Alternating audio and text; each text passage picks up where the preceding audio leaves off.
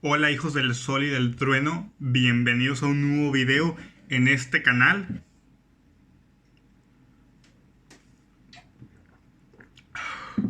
¡Ay, qué hombre tan enojado! ¡Tan agresivo! ¡Tan candente!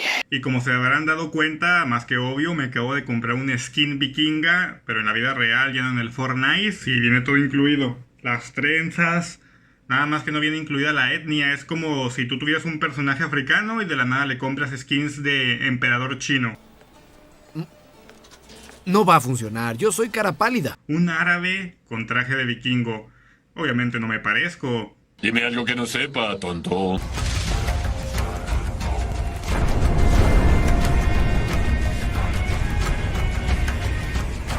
Bueno, la geografía de este lugar está muy jodida, porque para empezar, en el periodo paleolítico aquí ni siquiera podías vivir, eran puros glaciares de caca. Bueno, no de caca, ¿verdad? ¡Odio aquí! Existía un super mega glacial que cubría toda Escandinavia y hasta el norte de Europa, llamado el de Weisseliana, que estuvo ininterrumpidamente cubriendo esta área desde el 75.000 a.C. hasta el 12.000. Ya para finales del paleolítico, acabando esta jodida época, al menos para este lugar, llegarían numerosos pueblos nómadas que nunca se asentaron de manera oficial en este lugar. ¡Maldición! ¡Solo me hiciste perder el tiempo! En el Mesolítico, que comprende del 9000 al 5000 a.C., al menos en esta área, se destaca porque hubo pueblos tanto nómadas como seminómadas que estuvieron por aquí. Se cree que estos nómadas posiblemente fueron pueblos provenientes de Siberia, así como los Sami, que es un pueblo finlandés, también llamados lapones, que podrían haberse asentado en este lugar, pero con el tiempo sus rastros fueron eliminados y solo se aislaron en el norte de Finlandia y unas partes ahí de Noruega. Sí, bueno, ¿quién tiene hambre? En donde oficialmente podríamos decir que empezaría la arquitectura en este lugar es en el Neolítico. A partir del 5000 a.C. y hasta el 1000 empezarían numerosas incursiones de pueblos pastores y agrícolas provenientes del Medio Oriente, o sea que les dimos nuestra hermosa composición genética a los escandinavos y al resto de los europeos en el Neolítico. Los restos arqueológicos de esta cultura megalítica son las del Funnelberger, que se ubica en el norte de Alemania y en el sur de Escandinavia. Se caracteriza porque comenzarían las casas largas que se adaptarían a la región hechas de madera. Este periodo acabaría con las invasiones de los pueblos indoeuropeos desde el año 1750 a.C., en donde comenzarían el desarrollo de casas comunales y unos túmulos similares a la cultura de los kurganes, en la que se llamaría la Edad de Bronce nórdica. Comenzarían a construirse numerosas aldeas fortificadas en la parte superior de los túmulos, a la vez de una forma de arte muy primitiva que representaban a los animales que se encuentran en esa región, como renos, ciervos y los caballos que traían. Es a partir de aquí en donde la identidad étnica de los actuales noruegos comenzaría a tomar forma, la cual sigue vigente hasta nuestros días. En la Edad de Bronce empezaría un periodo de calentamiento en este lugar, en donde se cree que para el año 1500 y 1000 a.C. Escandinavia tenía un clima cálido y húmedo, algo muy similar al Mediterráneo en aquel entonces. Esto de la era de hielo está pasando de moda. Lo in es el calentamiento global. Estos lugares empezarían a evolucionar a partir del 500 a.C. en los llamados pueblos protogermánicos, en donde se desarrollaría una enorme cultura que se conocería como Hasroth, desde el 500 hasta el 100 a.C. En esta época comenzarían a hacerse los climas más fríos de nuevo, aunque los índices de humedad se mantendrían e incluso se elevarían, causando que numerosas construcciones entraran en deterioro. Luego comenzaría la Edad de Hierro, en la fase que se conocería como prerromana, que duraría 200 años, en donde se empezarían a desarrollar las primeras cabañas complejas. También de esta época datan los primeros barcos vikingos y solían usar los numerosos caciques para invadir tribus vecinas. Luego en los primeros 3 siglos después de Cristo entrarían en contacto con los romanos, debido a que la cultura de Escandinavia comenzó a ser una cultura invasora, en donde asaltaban a numerosas tribus germánicas en Alemania e incluso robaban cargamentos de los mismos romanos. Esto les sirvió para robar numerosos metales para empezar a desarrollar su propia cultura entre el 300 y el 500 después de Cristo. Los pueblos más documentados que harían estas incursiones son los Jutes, los Geats y los Danes. Esto provocó el inicio de un periodo llamado la Era de Vendel, que ocurriría entre el 500 y el 800 después de Cristo, en donde Escandinavia se dividiría en numerosos cacicazgos feudales repartidos por toda la península. Aquí empezarían unos aires de arte vikingo, como piedras pictóricas en los santuarios llamados Hop, en donde solían enterrar a los muertos. También también se solían usar como observatorio e iniciarían las casas rituales. Se cree que aquí es cuando comenzó a desarrollarse de manera oficial la mitología nórdica, independizándose de las creencias mitológicas alemanas. Aquí se empezaron a desarrollar las casas comunales datadas del siglo VI después de Cristo, llamadas lagus. Para esta época solían tener de 5 a 7 metros de altura, de ancho solían rondar entre 16 y 23 metros y de largo rondaban hasta los 75. En estas épocas primitivas solían usar tablones de troncos, yuncos y hasta barro. Muchas de estas casas comunales se construirían sobre plataformas de madera ubicadas en numerosos desniveles de los lugares, sobre todo costeros. Se comenzaría el arte de diseñar barcos, que solía tener numerosos escudos para la protección del barco y solían diseñar numerosos mascarones, además de que tenían la capacidad de diseñar una técnica que no se descubriría por el resto de los europeos hasta después, que es la veleta sodelara. Y los vikingos solían enterrar a los barcos como si se trataran de personas. El más famoso es el Drakkar, y pues sí, el Drakkar es para la guerra. Muchos de estos se ocultaban en las islas de Lofoten, en donde tienen numerosos desfiladeros, también conocidos como fiordos, y la mayoría de los pequeños reinos vikingos de estas áreas no prosperaron, debido a que los del sur solían invadir sus tierras. Estos cacicascos locales serían conocidos como jarl.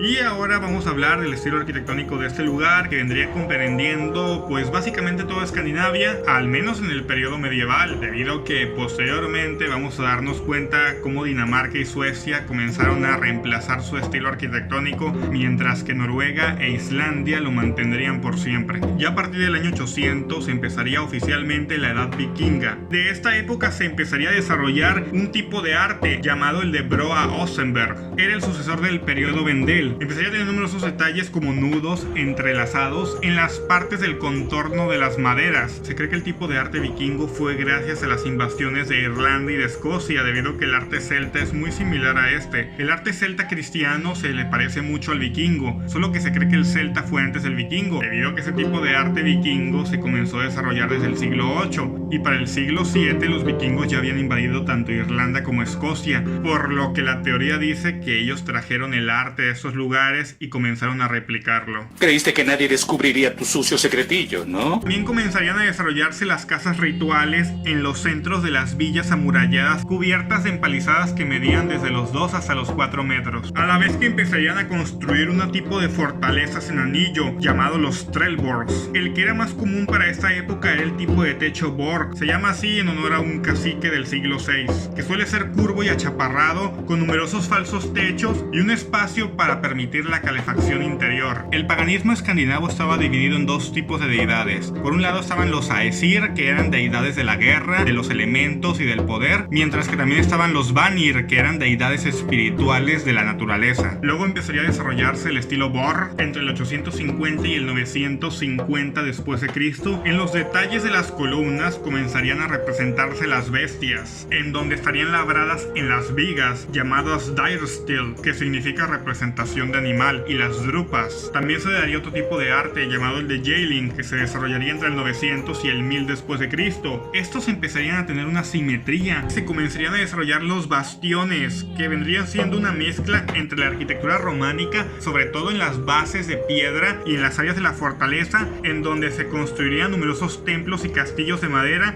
Ya para el 950 y el 1060 después de Cristo se empezaría a desarrollar otro estilo convergente con los ya mencionados. Este es el Mamen, que representa muchos detalles traídos de la Europa occidental, más concretamente detalles de la Inglaterra anglosajona. Este utiliza animales algo más que natural, sino que mitológicos, mezclando la realidad con la ficción, ya sean reales como caballos, serpientes, jabalíes, venados, lobos, cuervos, leones, así como animales míticos como dragones. También comenzarían a retratarse de maneras muy primitivas detalles humanos. Ya entre el 980 y el 1075 se comenzaría el otro estilo de arte vikingo, que es el Ringerike. Aunque tiene muchos motivos vegetales con un arte muy similar al francés, genera esquemas únicos con nudos y trenzas que se retrataban rombos en las tallas de madera sobre los templos. En numerosas sagas vikingas, sobre todo del reinado de Gerald Bluetooth, habría un explorador muy famoso que es Leif Erikson, el que tenía la barba roja. Y él sería la primera persona en llegar a numerosas partes, así atravesando un lugar nuevo llamado Vinland, que sería identificado con la actual Canadá, y aquí es en donde llamarían a Groenlandia la Tierra Verde e Islandia la Tierra de Hielo. ¿Qué? ¿Qué? Están al revés. ¡Quedé como un tonto anoche! Comenzarían las incursiones vikingas en lugares como Francia, España, Italia y Túnez. Por eso la imagen que tenían los europeos sobre los vikingos eran como bárbaros salvajes y pues en parte sí lo eran, pero lo que no sabían ellos es que ellos también tenían arte. En el siglo X comenzaría a haber mucho sincretismo debido a que numerosos misioneros intentarían convertir a los vikingos. Fue hasta que el gran santo Olaf II, rey de Noruega, cristianizaría a toda la población, por lo que poco a poco profesar la mitología vikinga sería algo mal visto. Ya con la cristianización de todos los pueblos vikingos para el siglo XI y XII, los vikingos dejarían de saquear y de destruir y de matar gente, porque Jesucristo prohíbe eso. Jesucristo es amor y paz y él no deja que la gente mate a otra gente. Bueno, al menos no aquí. Chale, ya la cagué, ¿verdad? Y esto daría inicio a la edad de oro del arte vikingo, el periodo Urnes, que iniciaría desde el siglo XI y concluiría en el siglo XII, aunque se cree que realmente concluyó en el XIII. Aquí el cristianismo comenzó a hacer algo muy bueno, que suele hacerlo en numerosas partes y en otras no suele hacerlo, que es adaptar la arquitectura local, la que ya existía, a la fe cristiana. ¡Jesucristo!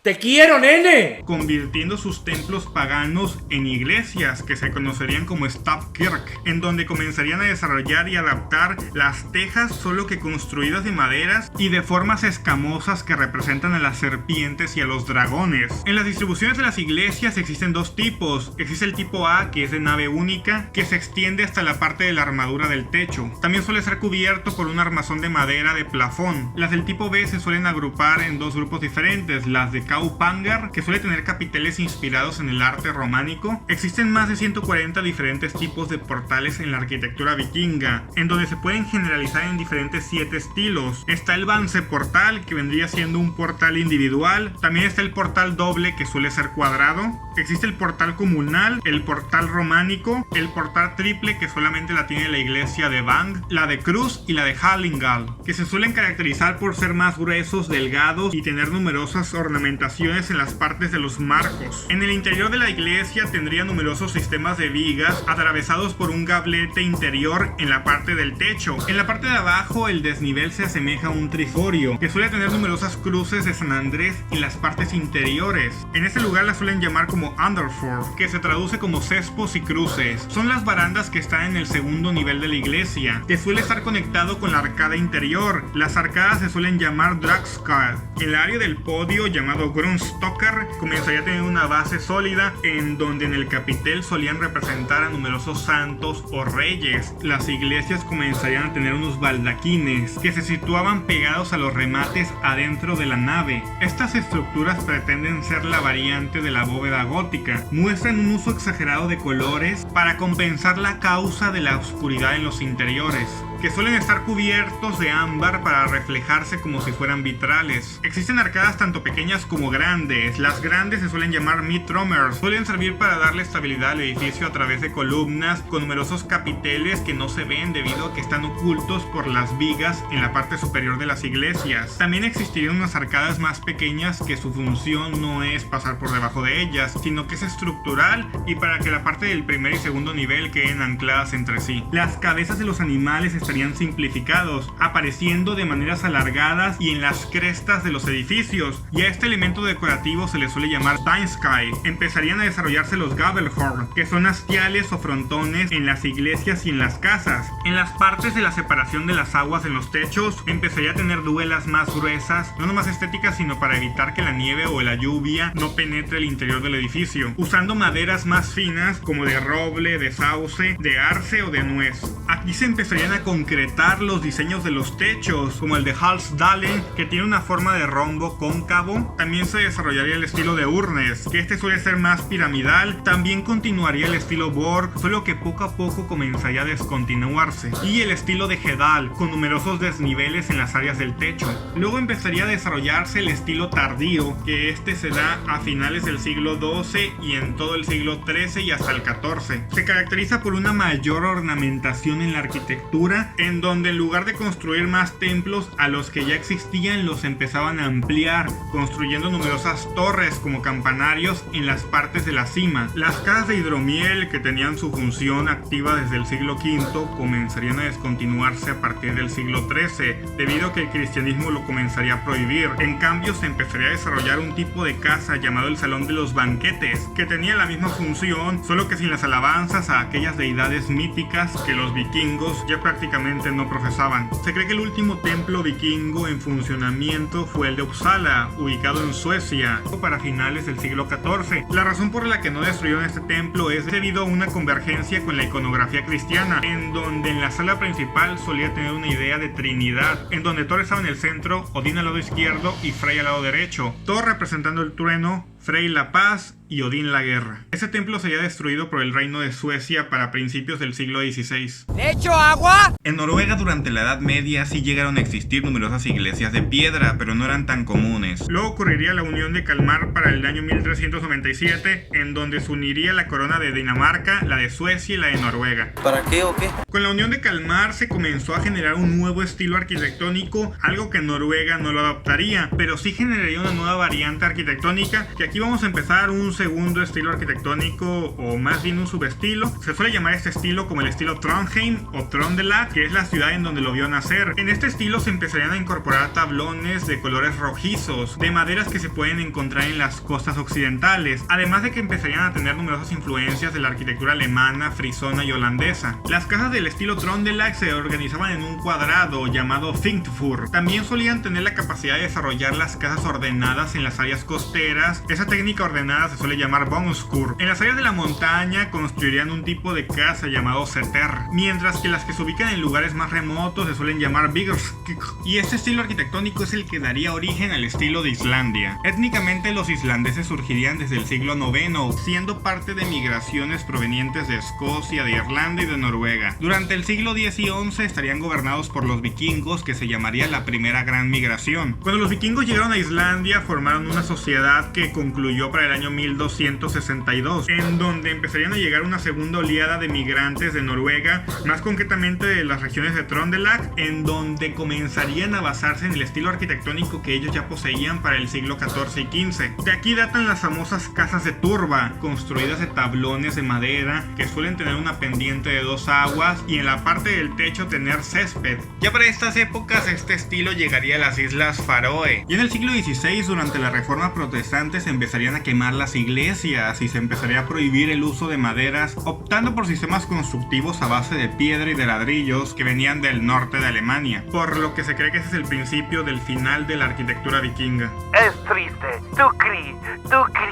El golpe más duro que tuvo la arquitectura vikinga fue cuando la ciudad de Oslo se prendió fuego, en el año 1624, en donde toda la arquitectura vikinga de la ciudad, sobre todo la que estaba hecha de madera, se perdería, no se volverían a construir, debido a que los reyes optarían por construir un tipo de arquitectura más influenciado por el europeo, así como Dinamarca y Suecia lo había hecho 3 siglos atrás. Ya para el siglo XVII, XVIII y XIX, la arquitectura vikinga comenzaría a ser eclipsada, cuando en la Edad Media existían más de 2000 iglesias vikingas. En la actualidad solamente podemos encontrar 300. Todas estas se perderían entre el año 1600 hasta el 1800. No sería hasta el siglo XIX que comenzaría el revivalismo de la arquitectura y la cultura vikinga, para formar una identidad cultural de los noruegos, llamado el Dragonstil, que cuenta con numerosos aleros detallados y finos, suele tener techos aún más empinados y comenzaría a tener unos timbres expuestos que no son comunes en la arquitectura vikinga. Dragonstil significa más o menos la arquitectura de los dragones y serpientes, y comenzaría a adaptarlos para las necesidades actuales, para que la arquitectura vikinga evolucione y estos lugares recuperen su identidad cultural, siendo parte de un grupo de estilos remanentes llamado el romanticismo cultural. Y ya llegamos a la época actual, en donde tenemos esta mierda. Mierda, eres arquitecto y eres una mierda porque eres moderno y comes... Evidentemente, los arquitectos modernos asquerosos de estos lugares no respetan la cultura vikinga. ¡Los odio profundamente! Y pues este video es de esos finales amargos, porque son los lugares en donde más se pierde arquitectura, no por guerras, ni por conflictos, ni por fenómenos naturales, sino porque la gente estúpida primermundista no respeta su cultura. ¿Por qué me pateaste? Porque te odio. Pero ya, en fin, mejor me pongo feliz porque aún existen arquitectos que tienen la capacidad de hacer la arquitectura nórdica, el estilo Dragonsteel, que es el heredero de la arquitectura vikinga. Amén, hermano. Y bueno, cuando veamos el video de arquitectura de Dinamarca y de Suecia, vamos a ver la Reforma Protestante y todos esos estilos arquitectónicos que se usarían más en estos lugares. En Noruega no tanto. Y pues aquí les dejo el mapa de los estilos arquitectónicos de este video por si no sabían en dónde se ubicaban. Los quiero mucho y no olviden que Jesucristo los quiere la arquitectura vikinga, por eso no la modificó, también los quiere a ustedes. Amén. Gracias por el perro, papá. No hay de qué, hijo. Oye, ¿y qué hay de mí? ¿Qué hay de qué, huesos?